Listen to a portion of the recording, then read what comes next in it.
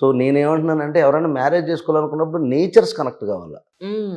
ఈ nature connect కాకపోతే ఆ స్వభావం, ఆ బిహేవియర్ ఇద్దరికి కనెక్ట్ కానప్పుడు హ్మ్. చాలా మంది ఏమంటారంటే 50 లక్షలు పెట్టి పెళ్లి చేసాం, ₹1,00,00,000 పెట్టి పెళ్లి చేసాం. ఉపయోగం ఎంత డబ్బు పెడితే తర్వాత ఉంది, ఎంత హంగామా చేస్తే ఉంది. ఇంకోటి ఏంటంటే అడగకుండా ఇంకోటి ఏమన్నారు ఇందులో పలానా కాళహస్తను లేకపోతే నేను క్షేత్రాల గురించి కాదు కానీ ఇలా రకరకాల వాళ్ళ దగ్గర చూపించి అక్కడ చూపించి ఇలా ఏ చేసామని చెప్తా ఉంటారు. హ్మ్. పీపుల్ అంతా స్పెండింగ్ మీద ఉన్నారు. అవునవునవును. చూపించుకోవడంలో ఉన్నారంతా. కానీ ఇక్కడ ఒక జోక్ ఏంటో తెలుసా నీకు? ఇప్పుడు జాతకాలు చూపించుకుంటారు కదా! అంటే నేను జాతకాలు చెప్పినప్పుడు చెప్తాను. మామూలుగా క్లయింట్లు కూడా చెప్తాను. చూతువని కూడా కర్మ ఏమీ మారదు. మనసుతో ఏంటి ఏదైనా భగవంతుడు కొంచెమన్నా చూస్తాడు హ్మ్. అనేది ఒక పాయింట్ ఉంటుంది. ఇప్పుడు నేను జాతకం చెప్పేసుకున్నాను.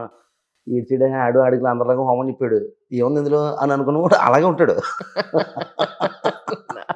మొన్న ఆడొకటి చెప్పాడు, ఈడొకటి చెప్పాడు. అంటే మేము ఎలా చెప్తాము అనేది ఆడు మాకు ప్రోగ్రెస్ రిపోర్ట్ కార్డ్. ఎవరెవరు ఎక్స్‌వై జెడ్‌కి ఒక్కొక్క ఎంత మార్కు, సురేష్ శేఖర్‌కి ఎంత మార్క్ వేసుకునేవాళ్ళు కొంతమంది ఉంటారు. ఇక ఈడు ఎలా చెప్తాడో చూసేద్దాం అనేవాళ్ళు మాకు మాకు మాకు ప్రోగ్రెస్ కార్డ్ తయారు చేస్తుంటారు వీళ్ళు. హ్మ్. హ్మ్. తర్వాత కొంతమంది ఏంటంటే జాతకాన్ని లోతుగా తీసుకొని అర్థం చేసుకొని మనసుతో ఆలకించి, ఆ మనసు ఆలకించడం అంటే భగవంతుడు ఎక్కడో దగ్గర హ్మ్. వింటున్నాడు అని అర్థం. లేకపోతే ఏదో ఇప్పుడు ఏ రాయో రప్ప అమ్మితే తప్పేమో అనుకోవచ్చు. లేదా తప్పు కాకపోవచ్చు అనుకోవచ్చు. నా బిలీఫ్‌ని బట్టి వెళ్ళిపోద్ది. భగవంతుడి పాదాలు పట్టుకోవడానికి తప్పేం లేదు కదా! అంతేగా.